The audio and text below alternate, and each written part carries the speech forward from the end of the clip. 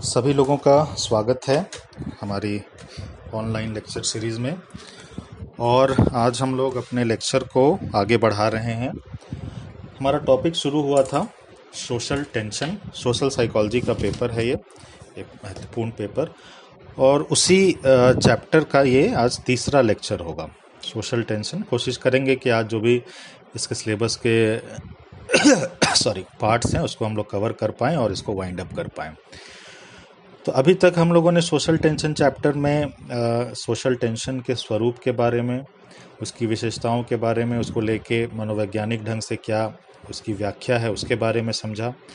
फिर खासकर भारतीय समाज जो इतना जटिल है, इतना कॉम्प्लेक्स है, वहाँ पे सोशल टेंशन के कौन कौन से स्रोत हैं जिनसे वो पनप रहा है उसके बारे में जाना।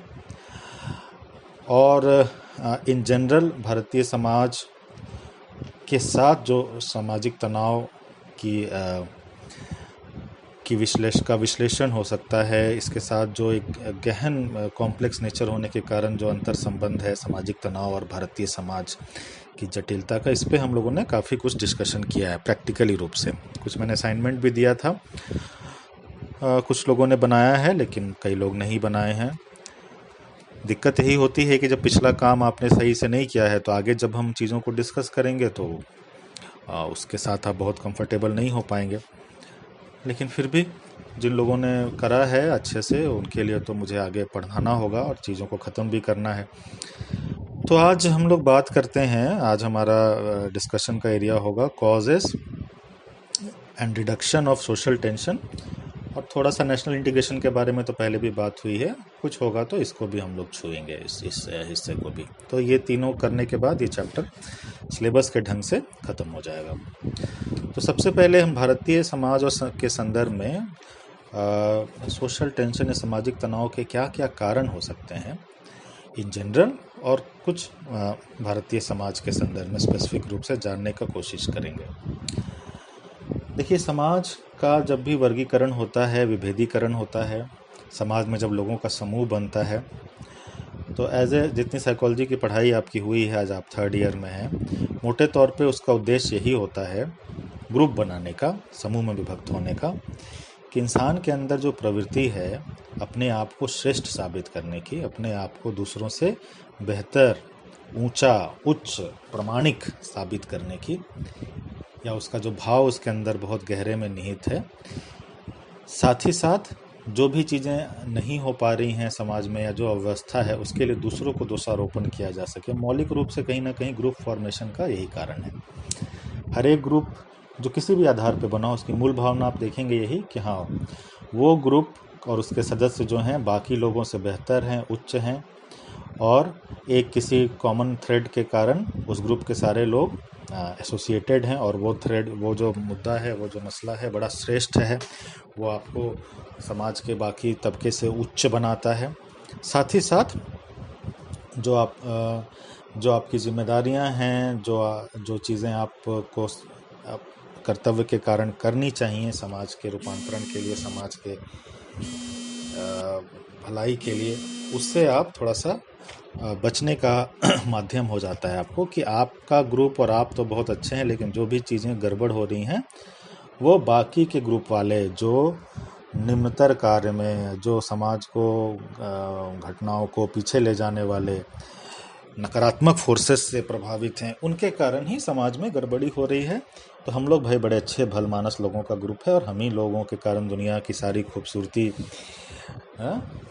भगवान की सारी कृपा है, और बाकी सारी चीज़ें, जबकि देखो कहीं ना कहीं अंतर्बोध तो होता है कि चीज़ों को ठीक करना चाहिए, जो हमारा सुपर ईगो है वो हमें अलाहता है, लेकिन ग्रुप फॉर्मेशन के साथ वो सुपर ईगो की जो उलाहना है वो बंट जाती है, वो बहुत सेगमेंट में हो जाती है, और फिर लोगों को लगता है कि कॉमन ईगो हमारा है और ये श्रेष्ठ है, और बाकी जो जिम्मेदारियां हम उससे बच पाए, क्योंकि जो कमियां रह गई हैं वो दूसरे ग्रुप वालों या दूसरा जो समूह हमसे संबंधित नहीं है उसकी नाकामी, उसके काम ना करने, उसके गड़बड़ करने, काम ना करने से भी ज़्यादा के कारण है।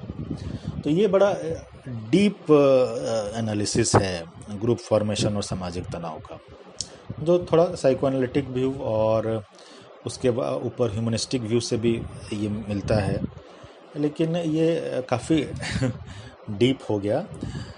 प्रैक्टिकल रूप से समझने के लिए इसी मौलिक रूप से तो यही चीज़ें, इनको थोड़ा सा 5, 7, 8 पॉइंट में बांटा गया है। 8 पॉइंट में देख रहा हूँ, तो उस तरह से हम लोग समझेंगे, क्योंकि एग्ज़ाम में क्वेश्चंस को उसी तरह से हल करने की उम्मीद की जाती है। लेकिन आप थोड़ा सा गहराई से सोचेंगे, अगर लेक्चर्स को आप फॉलो कर रहे हैं, समय से आपने सुना है चीज़ों को, तो मौलिक भाव यही है ग्रुप फॉर्मेशन का। अपनी श्रेष्ठता और अपनी जो कमजोरियां हैं उसको आड़ देने के लिए, उसको टालने के लिए एक माध्यम जो दूसरा ग्रुप है के कारण ग्रुप फॉर्मेशन होता है, और इसी भाव के कारण तनाव उत्पन्न होता है।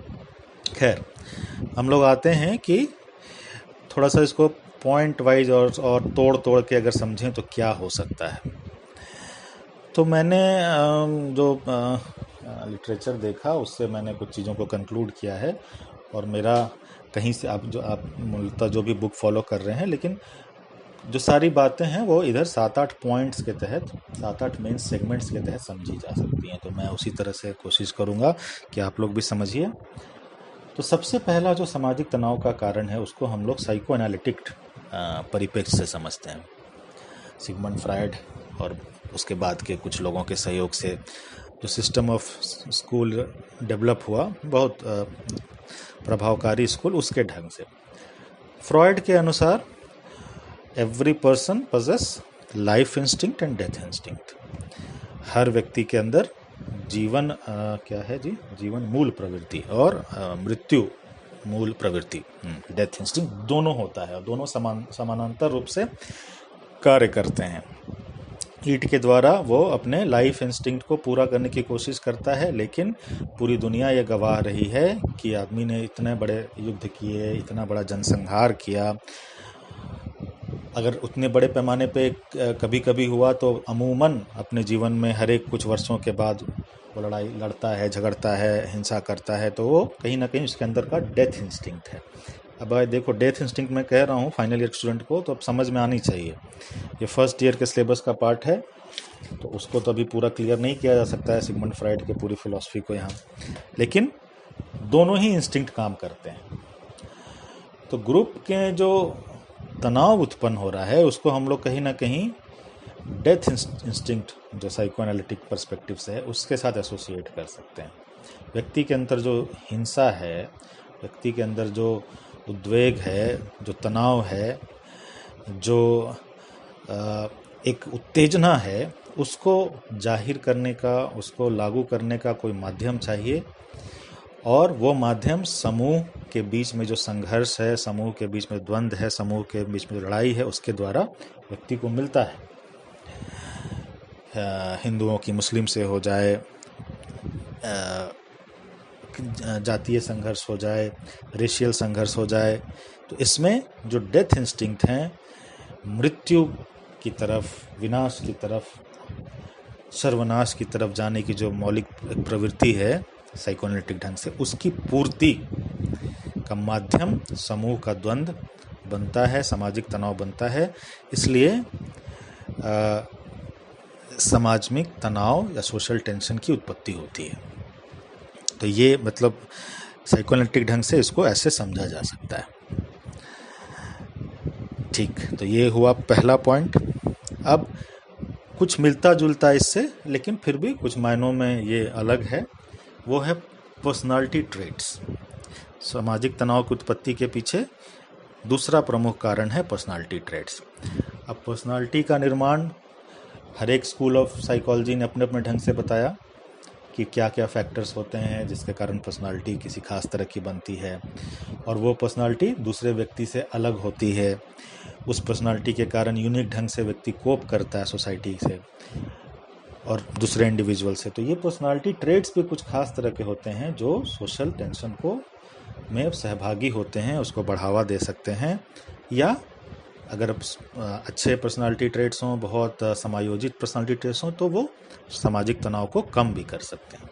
अब जैसे 2-3 पर्सनालिटी ट्रेट्स हैं या 2-3 पर्सनालिटी डिसऑर्डर्स के लेवल तक ट्रेट हैं। ट्रेट्स और डिसऑर्डर में अंतर है। ट्रेट्स हुआ सब एवरेज लेवल, मतलब ऐसा लेवल गुणों का जो कि बीमारी या डिसऑर्डर के लेवल तक उसको जटिल या उसको गंभीर नहीं माना जा सके तो उसको ट्रेट बोला जाएगा। लेकिन जब उसकी गंभीरता काफ़ी ज़्यादा हो जाती है, समायोजन बहुत ज़्यादा गड़बड़ होने लगता है और उसका इंटेंसिटी और फ्रीक्वेंसी काफ़ी इंटेंस हो जाता है, तो उसको फिर हम लोग डिसऑर्डर के रूप में कैटेगराइज करते हैं, उसको श्रेणीबद्ध करते हैं और DSM ICD उसके लिए कैटेगरी होती है। तो 2 कैटेगरी पर्सनालिटी की है अगर नाम लें तो, जैसे डिसोशल ट्रेट्स, पहले इसको एंटी सोशल पर्सनालिटी ट्रेट्स कहा जाता था, फिर पैरानॉइड पर्सनालिटी ट्रेट्स, इसके अलावा बहुत अर्थों में border line personality traits. Dissocial personality traits में व्यक्ति के अंदर एक प्रवृत्ति होती है कि वो दूसरों को दुख देने में, दूसरों के अधिकारों का हनन करने में, दूसरों को उत्पीड़ित करने में आनंद का अनुभव करता है। पैरानॉइड ट्रेट्स में मौलिक रूप से और भी कई लक्षण है, लेकिन मूल रूप से भावना यह है कि उसको अमूमन हर किसी व्यक्ति पे जो उसके आसपास है उसको शंका होती है कि सामने वाला व्यक्ति कहीं ना कहीं साजिश करके, निराधार शंका, उसको नुकसान पहुंचाना चाह रहा है। वो बहुत विशिष्ट है और सब लोग उससे जलन करते हैं और जलन के कारण उसको नुकसान पहुंचाना, उसको मारना, उसको क्षति पहुंचाना चाहता है, जिस कारण वो हमेशा रिटेलिएशन, उस विचार के कारण प्रतिकार की अवस्था में। तो हमको बचना है तो यही तरीका है कि सामने वाले को उसके वार करने के पहले ही मार दिया जाए, उसके वार करने के पहले ही उसको नुकसान पहुंचा दिया जाए। बॉर्डर लाइन ट्रेट्स में इमोशनल रेगुलेशंस का प्रॉब्लम होता है, बहुत इंटेंस इमोशनल रेगुलेशन, इमोशंस का रेंज आता है और उस रेंज में जो बिहेवियर होता है वो रैशनल नहीं होता है और कई बार आउट ऑफ कंट्रोल, बहुत एक्सट्रीम वायलेंस अपने सामने वाले के ऊपर भी, कई बार वो सेल्फ प्रोक्लेम्ड भी हो जाता है, सेल्फ हार्म तक, सुसाइडल थ्रेट्स और सुसाइड तक भी चला जाता है। तो अगर ये ऐसे ट्रेट्स हैं और ये सच्चाई है, पर्सनालिटी डिसऑर्डर सच्चाई है, पर्सनालिटी डिसऑर्डर नहीं भी हो उस लेवल तक तो पर्सनालिटी ट्रेट्स तो हैं, ये बिल्कुल सत्य हैं। ये हम सब अपना पर्सनालिटी असेसमेंट करेंगे तो जो 8-10 मुख्य ट्रेट्स हैं, चाहे MMPI से देखें चाहे TCI से देखें, तो 8-10 ट्रेट में कहीं ना कहीं हम लोग आएंगे। तो इस ट्रेट्स के कारण भी सामाजिक तनाव पैदा होगा। उस ग्रुप के सदस्य अगर पैरानॉइड होंगे, डिसोशल होंगे, बॉर्डर लाइन होंगे तो सामाजिक तनाव को बढ़ावा देंगे, सामाजिक तनाव पनपेगा। तो पर्सनालिटी के संदर्भ में ऐसा समझा जा सकता है, इस तरह से सामाजिक तनाव।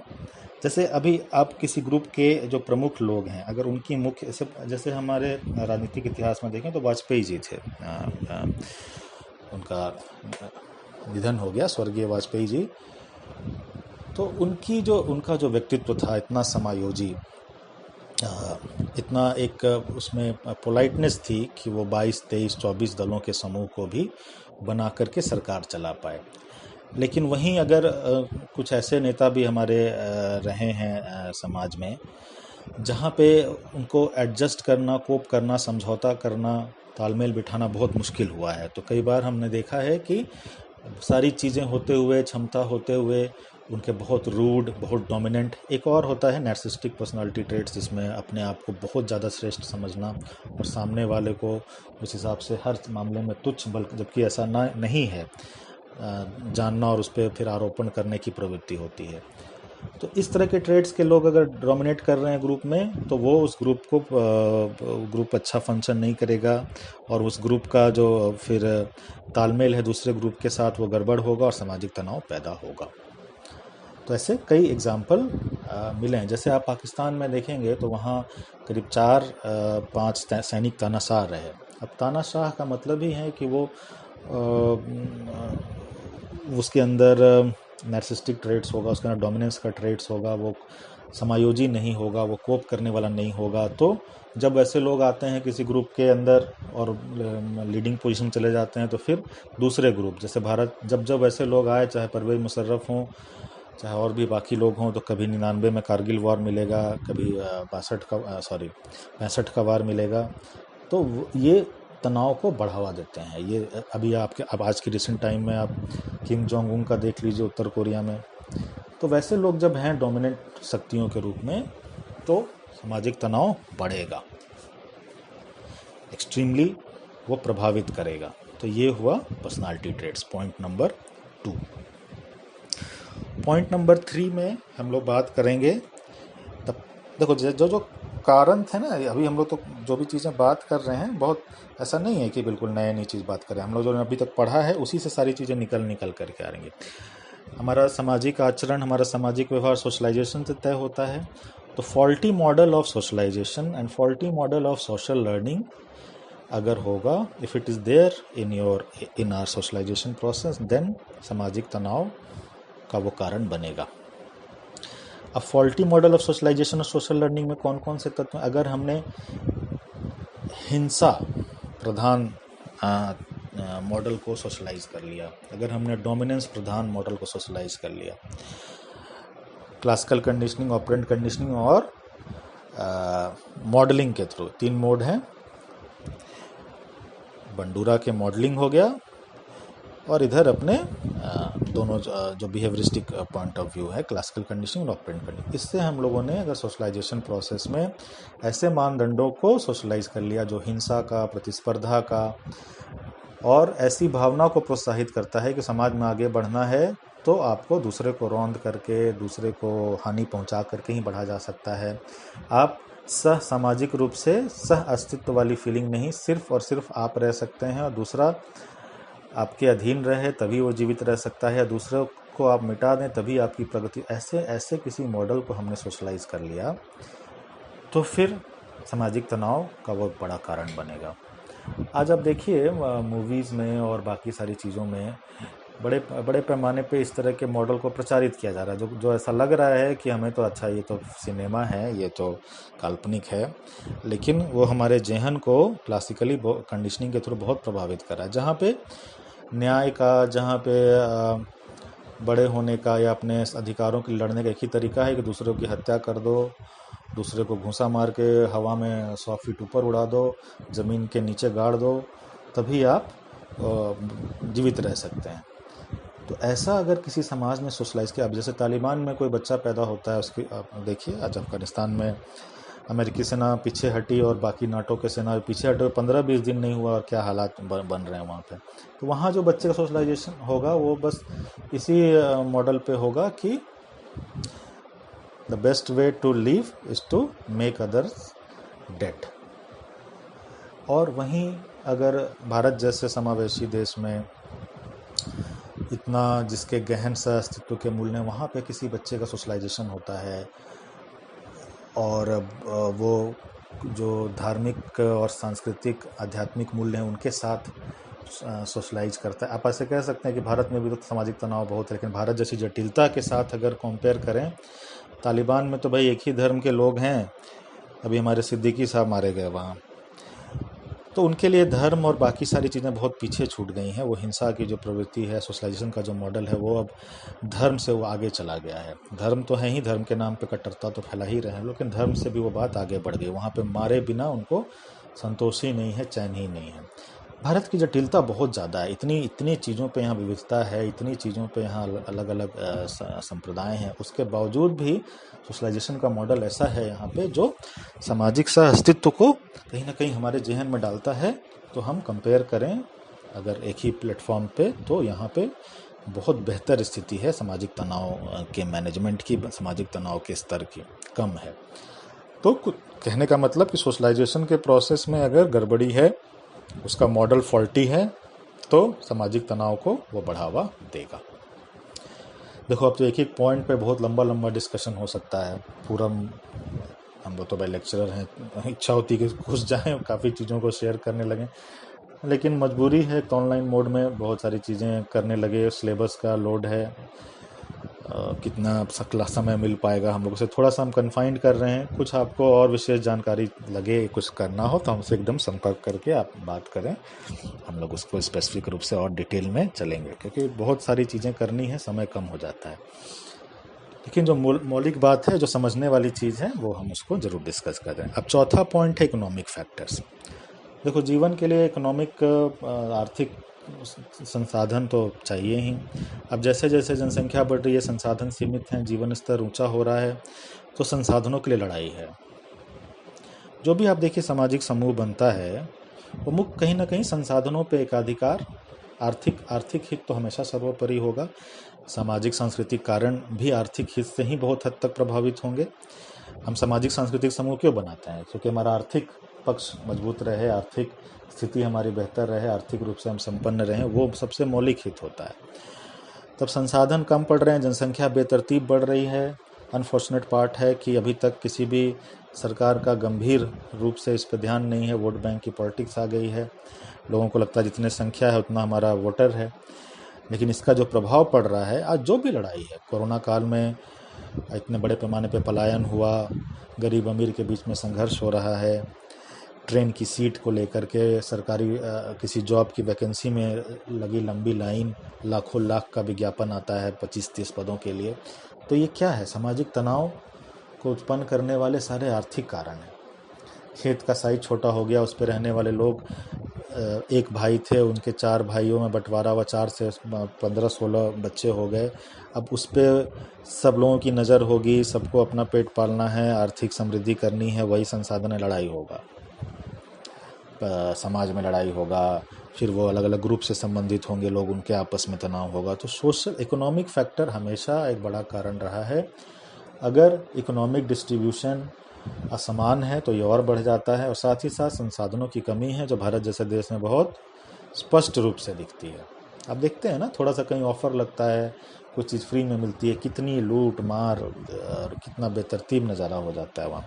तो ये क्या है? बड़े पैमाने पर लोग गरीबी रेखा के नीचे हैं, जीवन यापन की मौलिक सुविधाएं नहीं हैं, और संसाधनों के लिए सर्वाइव करने के लिए संघर्ष हो रहा है। जो सर्वाइव कर गया वो अपने जीवन स्तर को और ऊंचा करना चाहता है, तो इससे फिर सामाजिक तनाव बढ़ रहा है, अलग अलग ग्रुप हो रहा है। और ये जो इंडस्ट्रीज़ में हम देखते हैं, मालिकों का, इंडस्ट्रियलिस्ट का ग्रुप, लेबर का ग्रुप, फिर यूनियन बाजी, यूनियन के आपस में और यूनियन के मैनेजमेंट के साथ लड़ाई, ये सारी चीज़ इकोनॉमिक फैक्टर्स के तहत आती हैं। तो हमारे सामने कई इकोनॉमिक आधार पर बने हुए ग्रुप हैं, और इकोनॉमिक संसाधनों पे वर्चस्व और उस पर लड़ाई को लेके, उस पर आधिपत्य को लेकर के लड़ाई होती है, और वो सामाजिक तनाव का कारण बनता है। ये हुआ चौथा पॉइंट। पांचवा पॉइंट है रिलीजियस फैक्टर। धर्म एक बड़ा गहरा विषय है भारतीय समाज के संदर्भ में, विश्व के संदर्भ में भी। खाली भारतीय समाज में मत समझिए, पूरी दुनिया में जो भी लड़ाई इजराइल फिलिस्तीन हो, मैं कुछ नाम काइट कर दे रहा हूँ, अमेरिका अफ़गानिस्तान हो, और आप चलिए बर्मा हो और वहाँ के जो रोहिंग्या मुसलमानों का संघर्ष हो, फिर आप चलिए पूरे जो मिडिल ईस्ट हुआ, और जो भी इस्लामिक कंट्रीज़ का एक समूह है वहाँ पे, ओपेक देशों का, उनका नाटो का बीच का जो संघर्ष है, वहाँ पे मौलिक रूप से ईसाई क्रिश्चियनिटी। ईरान इराक के बीच के संघर्ष को देखेंगे तो धर्म में शिया सुन्नी। पाकिस्तान और हिंदुस्तान में देखेंगे तो फिर यहाँ पे भी धार्मिक फैक्टर है। पाकिस्तान के अंदर शिया सुन्नी का विवाद है, उनके अंदर और भी कई जमातें हैं जिसको वो लोग मानते ही नहीं हैं कि वो इस्लाम का अंग हैं। तो आपस में वहाँ पे एक मतलब इस्लाम के तहत ही बहुत सारे सब सेक्शन हैं जिसके तहत लड़ाई है, झगड़ा है। इजराइल फिलिस्तीन में यहूदी और इस्लाम के बीच में लड़ाई है। तो रिलीजियस फैक्टर पूरी दुनिया में सामाजिक तनाव का एक बहुत बड़ा कारण है, और भारत में भी ये है। एक दो और बात, इसको बहुत समझाने का नहीं, क्योंकि बड़ा एविडेंट है, ये हर जगह दिख जाता है। एक और बात जो यहाँ पे थोड़ा सा देखने वाली है कि कुछ देखो, रिलीजन तो बेसिकली अगर डेप्थ में जाएं तो सब सारे रिलीजन के जो फंडामेंटल्स हैं और जो मूल उद्देश्य, अगर उसके तहत आदमी गाइडेड हो तो कहीं लड़ाई झगड़े की बात नहीं होगी। और मूल उद्देश्य रिलीजन का भी यही था कि भाईचारे, प्रेम और इंसान का जो हिडन पोटेंशियल है, जो उसकी उच्च क्षमताएं, उसका विकास किया जा सके। लेकिन रिलीजन के जो फिर तथाकथित ठेकेदार हुए, जो उसको बढ़ाने वाले, पालन पोषण करने वाली जो संस्थाएं हुई, उन लोगों ने रिलीजन का कुछ ऐसा मॉडल पेश किया। कुछ रिलीजन्स में कुछ ज़्यादा है, ये कहीं थोड़ा कम है, लेकिन ऐसा मॉडल पेश किया कि उस रिलीजन को पूरी दुनिया में खतरा है, और उस रिलीजन के सब अगेंस्ट में हैं। उस रिलीजन को अगर सर्वाइव करना है तो लड़ाई करनी पड़ेगी, हिंसा करनी पड़ेगी, दूसरों का कत्ल करना पड़ेगा। तो कहीं कहीं पे थोड़ा कम, कहीं थोड़ा ज़्यादा रिलीजन्स में इस तरह के जो तत्व हैं डोमिनेट कर गए। तो रिलीजन हमारा बहुत इम्पोर्टेंट एरिया है, और रिलीजियस फैक्टर पे जब ऐसे तत्व डोमिनेट कर गए तो जो भी उस रिलीजन के तहत आने वाले लोग हैं, नागरिक हैं, उनके जहन में बड़ा विषाक्त और बड़ा वो एक वायलेंट संस्कार को डाल दिया गया, जिसके कारण इतने बड़े पैमाने पे दुनिया में हिंसा, लड़ाई झगड़ा, विश्व युद्ध होने की संभावना हमेशा दिखती है, बनी रहती है। तो रिलीजन जो बना बहुत पाक साफ पायस उद्देश्य से, और कहीं ना कहीं अगर उसकी मेहनत से, लगन से, सच्चाई से उसकी साधना की जाए तो हम उसी उद्देश्य की तरफ बढ़ेंगे। लेकिन बीच में ये सब जो मैनिपुलेटिव तत्व आ गए, कम या ज़्यादा हर जगह ये हैं, कहीं कहीं ज़्यादा हो गए, और जो जहाँ कम है वो कहते हैं कि हमारा रिएक्शन में है, सामने वाले के ज़्यादा होने के लिए। ये सब अलग विवाद का विषय है। बट ऐसे तत्व जो आ गए रिलीजन में, रिलीजन के एक्सप्लेनेशन में, रिलीजन को लागू करने के ऊपर, तो इन्होंने सामाजिक तनाव को बहुत बड़े पैमाने पे पनपने का, और आज अगर कहा जाए कि पूरी दुनिया भर में आप देखो जितने भी लड़ाई का एरिया है, चाइना, जापान को भी ले लो आप। चाइना मोस्टली अपने आप को बौद्ध हैं वहाँ पे, लेकिन मोस्टली अपने आप को वो एथिस्ट मानता है, कम्युनिस्ट कंट्री मानता है। जापान एक बौद्धिस्ट कंट्री है। तो दोनों आइडियोलॉजी को लेकर के लड़ाई, और जितने भी मैंने तमाम नाम लिए, इजराइल, फिलिस्तीन, हिंदुस्तान, पाकिस्तान, मिडिल ईस्ट में, और नाटो का जो अलग अलग जगह पे संघर्ष हो रहा है, सब में रिलीजियस फैक्टर बहुत ज़बरदस्त रूप से घुसा हुआ है। तो ये आप, और हम लोग के यहाँ पे आप देखते हो कि कभी कभी संवेदनाएं भड़क जाती हैं। तो ऐसे जो तत्व हैं समाज के, वो बहुत उकसाते हैं चीज़ों को, और वो मुद्दा कितना गहन हो जाता है, कितना संभालना उसको मुश्किल हो जाता है। तो रिलीजियस फैक्टर के तहत ये सारी चीज़ें आएंगी। तो ये था पॉइंट नंबर 5। अब पॉइंट नंबर 6 है discrimination based on geographical division. अच्छा, कई क्षेत्र हैं अलग अलग, और उन सभी क्षेत्रों को लेकर के कुछ क्षेत्र संपन्न हैं, लेकिन वहाँ पे जो लोग हैं उनकी आर्थिक स्थिति बहुत अच्छी नहीं है। उस क्षेत्र विशेष में रहने वाले लोगों का रंग रूप भी थोड़ा सा अलग होता है। तो अलग अलग क्षेत्र में अलग अलग जगह पे रहने वाले लोगों का ग्रुप है, और अपने क्षेत्र को श्रेष्ठ समझने की प्रवृत्ति है, अपने क्षेत्र को आगे ले जाने की उनकी इच्छा है, जिसके लिए वो दूसरे क्षेत्र का शोषण, दूसरे क्षेत्र पर डोमिनेंस भी स्थापित करने की इच्छा रखते हैं। तो इस वजह से भी ये तनाव उत्पन्न होता है। जैसे भारत में देखो, दक्षिण में कुछ जो प्रदेश हैं, तमिलनाडु और ऐसे, जहाँ पे उत्तर भारत को लेकर के क्षेत्र वाला एक फीलिंग है। अपने बिहार प्रदेश में देखा जाए तो बिहार झारखंड के जो बंटवारे की जो मूल अवधारणा, उसमें भी क्षेत्रवाद का कुछ ना कुछ तत्व शामिल था कि भाई हमारा क्षेत्र विशेष को उन्नति होना चाहिए। ये उन्नति आप इसलिए नहीं हो पा रही क्योंकि हमारे ऊपर आपका डोमिनेंस है, आप हमारे आपने हमको मतलब इनकॉर्पोरेट कर लिया है, हमको स्वतंत्र रहने दिया जाए तो हम आगे बढ़ पाएंगे। तो क्षेत्र को लेके जो विविधता है, क्षेत्र को लेके जो विभाजन है, उसकी वजह से भी सामाजिक तनाव पैदा होता है। और आप देखिएगा क्षेत्रीय संगठन जो हैं या क्षेत्रीय पार्टियां जो हैं बड़े पैमाने पे हैं भारत में, और सबका अपना अपना प्रभाव है, और सब अपने अपने ढंग से सामाजिक तनाव को बढ़ाने का, सुलगाने का प्रयास करती हैं। अब हम अपने ही देश में देखिए, नॉर्थ ईस्ट में नागालैंड हो, मणिपुर हो, वहाँ पे क्षेत्रवाद को लेकर के हिंसा की खबरें आती हैं, तनाव चल रहा है। कश्मीर अपने आप में विवाद का विषय। खैर कश्मीर में तो और भी बहुत सारे फैक्टर्स हैं, लेकिन एक क्षेत्र वाला कि ये विशिष्ट क्षेत्र है, ये बड़ा खास क्षेत्र है, हमें भी चाहिए और हमें भी चाहिए, ये हमारा मौलिक क्षेत्र है, हम शुरू से रह रहे हैं, दूसरे की नहीं, ये हमारा भी क्षेत्र है। तो इन चीज़ों को लेकर जो ज्योग्राफिकल अलग अलग क्षेत्रों में लोग रह रहे हैं, तो उनके बीच में ग्रुप बन जाते हैं, और फिर वो सामाजिक तनाव का कारण बनता है।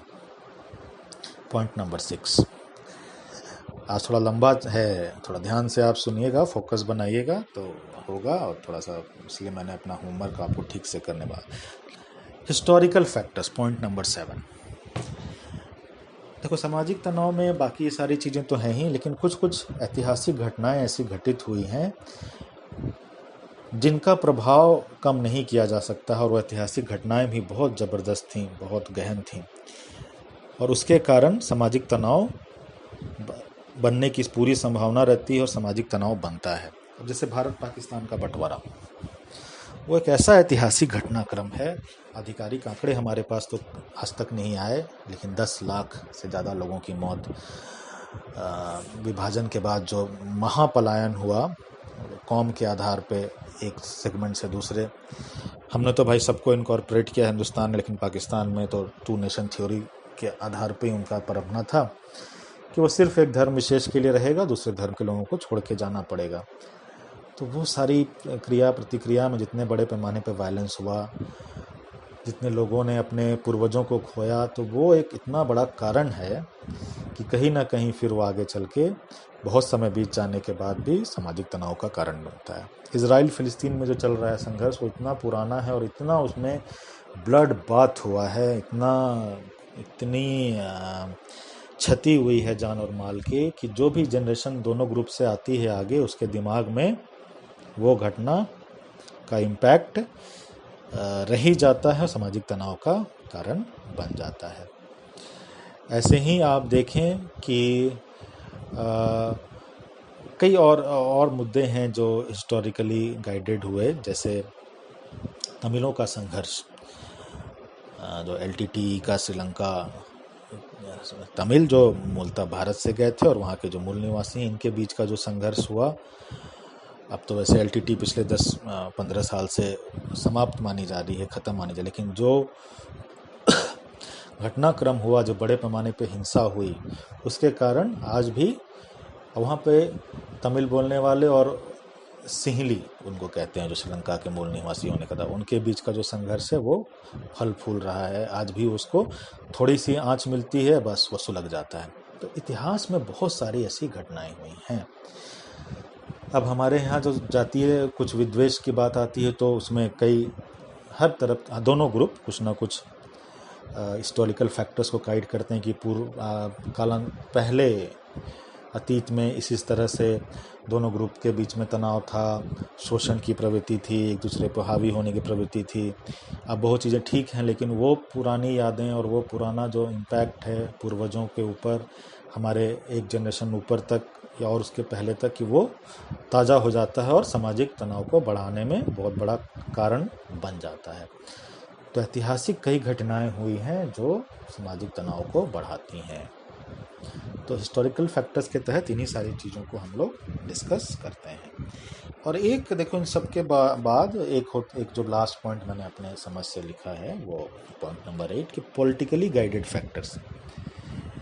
इसमें मोस्टली क्या है कि पॉलिटिकल संगठन जो राजनीति कर रहे हैं और जिनकी राजनीति का मेन मसला अपने समूह को किसी न किसी ढंग से थोड़ा सा अपने मोह पाश में रखना, वो चाहते हैं कि वर्ग संघर्ष या सामाजिक तनाव कहीं ना कहीं बना रहे, क्योंकि वो तनाव जब बना रहता है तो उससे उनके अपने एजेंडे को चलाने की, अपने समूह को बनाने की, समूह को संयोजित रखने की और समूह का नेता बने रहने का जो सुख है वो उनको प्राप्त हो जाता है। इसलिए वो कई सब जगह, ये respective of caste, irrespective of nation, irrespective of religion, irrespective of racial community, सब जगह पॉलिटिकली गाइडेड चीज़ें हैं जो सामाजिक तनाव को बरकरार रखती हैं। अब मान लो किसी 2 व्यक्तियों के बीच में विवाद हो गया, अब वो संजोग से किसी 2 कम्युनिटी के थे, विवाद किसी भी सगे भाइयों में हो सकता है, पति पत्नी में होता है, माता पिता में हो जाता है, 2 भाई बहनों में हो जाता है, लेकिन अगर वैसा सामान्य विवाद रहता तो अपने आप सुलझ जाता। अब यहाँ पे क्या होगा, उस विवाद को दोनों तरफ के जो पॉलिटिकल लोग हैं, सियासी लोग हैं, उसको बढ़ावा देके, हवा देके उसको बड़ा करेंगे, उसको और तिल का ताड़ बनाएंगे और सामाजिक तनावों को गहन करके, उद्देश्य क्या है कि उससे उनके नेता होने की पुष्टि होती है, रिकॉग्निशन मिलता है, उनको पावर मिलता है। नेता देखो या तो समाज का उत्थान करे, बुनियाद से ऊपर उठाए, लेकिन ये मुश्किल काम है, बहुत कठिन काम है। इसमें पैसा जो गलत सलत ढंग से वो कमा रहे हैं वो बंद हो जाएगा, मेहनत करनी पड़ेगी, ईमानदारी चाहिए, सोच चाहिए। तो सबसे अच्छा क्या है ग्रुप से एसोसिएशन का, कुछ ऐसे संवेदनशील मुद्दों को, सामूहिक मुद्दों को, इमोशनल मुद्दों को उठाइए, और दूसरा आप पे हमला कर रहा है, आपकी संप्रभुता खतरे में है, आपको परेशानी हो जाएगी, उसके बिना पे उस ग्रुप के लोगों के से जुड़िए और आक्रामक होने की अपील कीजिए। तो काम करने से बच गए, भ्रष्टाचार करने का पूरा मौका मिल गया, और नेता के नेता भी आप बने रह गए। तो पॉलिटिकली ढंग से हर एक समाज में, ये सिर्फ भारतीय समाज में, हर एक दुनिया के समाज में कुछ चीज़ों को गाइड किया जाता है।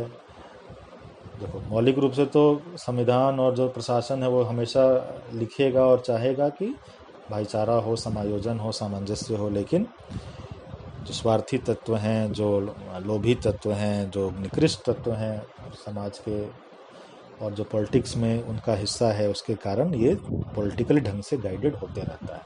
तो बहुत सारा जो तनाव है बहुत आराम से निपट सकता था, बहुत कैजुअली उसका समाधान हो सकता था, उसको हमने देखा है। आप खुद ही आप सोच सकते हैं, ऐसे बहुत सारे मुद्दे होंगे जो कि बहुत बड़ा हो गया और उसको संभालना काफ़ी मुश्किल हो गया। So finally these are the 8 points जिनके तहत इनको समझा जा सकता है। इसी तरह से जो जो पॉइंट्स हैं ना, इसी के आधार पे इनका सॉल्यूशन भी है। जब आप पॉइंट समझते हैं कि ये पॉइंट्स क्या क्या हैं जिससे सामाजिक तनाव पैदा होता है, तो उन्हीं पॉइंट्स को ठीक जब करेंगे हम, तो उसका सॉल्यूशन भी आता है। तो सॉल्यूशन में अगर बात करें तो हमको सोशलाइजेशन का उचित मॉडल अपनाना, फिर जो हमारे आर्थिक संसाधन हैं उनका ठीक से बंटवारा करना, क्योंकि आर्थिक कारण एक बहुत बड़ा मामला है। फिर जो रिलीजियस फैक्टर्स हैं, जो धर्म की जो मूल बातें हैं, गहरी बात, आध्यात्मिक बातें हैं। देखो, अध्यात्म और धर्म में थोड़ा सा अंतर होता है। अध्यात्म मतलब जो गहनतम हुआ, जो गहराई हुई वो चीज़, और धर्म मतलब जो विश्वास, जो ऊपर ऊपर है, जो पहली सीढ़ी है, जिस पर पहली सीढ़ी पर चढ़ के ही लोग बहुत अधीर हो जाते हैं और गहराई में उतर नहीं पाते, और आधा अधूरा ज्ञान जो नहीं ज्ञान होने से भी ज़्यादा खतरनाक, उसके कारण उपद्रव मचाते हैं। तो धर्म के मौलिक स्वरूप को जनता में स्थापित करने का प्रयास करना, क्योंकि जब आप धार्मिक विश्वासों और मूल्यों को गहराई से जानेंगे नहीं, मतलब उसमें उतर जाएंगे, उससे एकीकार कर लेंगे, तो हिंसा की, लड़ाई की, मारने काटने की बात नहीं आएगी। तो ये एक चीज़ हुआ, सोशलाइजेशन के मॉडल को ठीक करना।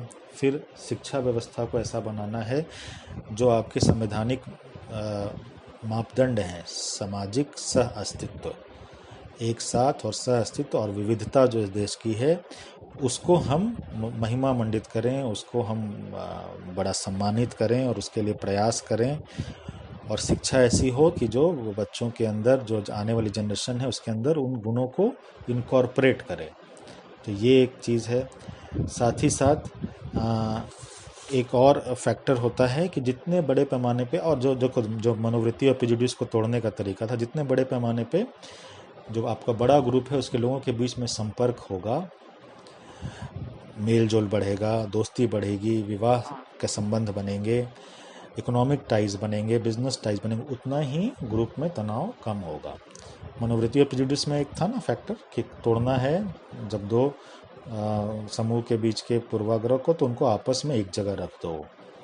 फिर वो देखेंगे कि उनकी समस्याएं और सामने वाले की समस्याएं बहुत अलग नहीं हैं, सब कहीं ना कहीं जीवन के वैसे ही चक्रों से गुजर रहे हैं, और धीरे धीरे वो एक्सप्लोर कर पाएंगे कि जो ऐसा सोचते थे वो धारणाएं गलत थी। तो सामाजिक संपर्क को बढ़ाना ये एक समाधान का कारण है। इसके अलावा कानूनी रूप से, जो अभी हम लोगों ने डिस्कस किया ना, politically guided causes of increasing social tension, तो ऐसे ही कानूनी रूप से, पॉलिटिकली रूप से ऐसे चीज़ों को करना है जो कि समाज में तनाव नहीं पैदा होने दें। अब मान लो कुछ संवेदनशील मुद्दा है तो उसको हमको कानून बना करके, या कोई जो एक छोटा वर्ग है वो समाज के भाईचारे को तोड़ना चाह रहा है, तो बहुत स्ट्रिक्टली लॉ एंड ऑर्डर के साथ, फोर्स के साथ, कानून के साथ उस पर काबू करने का प्रयास करना, उसको न्यूट्रलाइज करने का प्रयास करना एक बड़ा आधार हो सकता है सामाजिक तनाव को कम करने का। तो जो लॉ एंड ऑर्डर का मामला है, जो सामाजिक तनाव को पैदा करने वाली घटनाएं हैं, उसको काबू करना, उसको कंट्रोल में रखना कानून के द्वारा, फोर्स के द्वारा, ये भी अपने आप में बड़ा कारण है। अब मान लो छोटी सी कोई घटना हुई दो व्यक्तियों के बीच, तो दो क्रिकेट खेलते खेलते दो बच्चे लड़ गए, अब उसको आपने कानून के तहत मामले सुलझा दिया, बढ़ने नहीं दिया। ऐसे ही दो व्यक्तियों के, दो समुदायों के बीच में मान लो कुछ रिलीजियस महत्व का कोई चीज़ है, तो एक व्यक्ति के लिए बहुत महत्व का है, दूसरे व्यक्ति के लिए वो अपमानजनक है, तो महत्व वाले व्यक्ति को उसको बहुत ज़्यादा जो व्यक्ति उससे अपमानित फील करते हैं, बुरा फील करते हैं, हर्ट फील करते हैं, उनके ऊपर आरोपित नहीं करने देना कानून के द्वारा।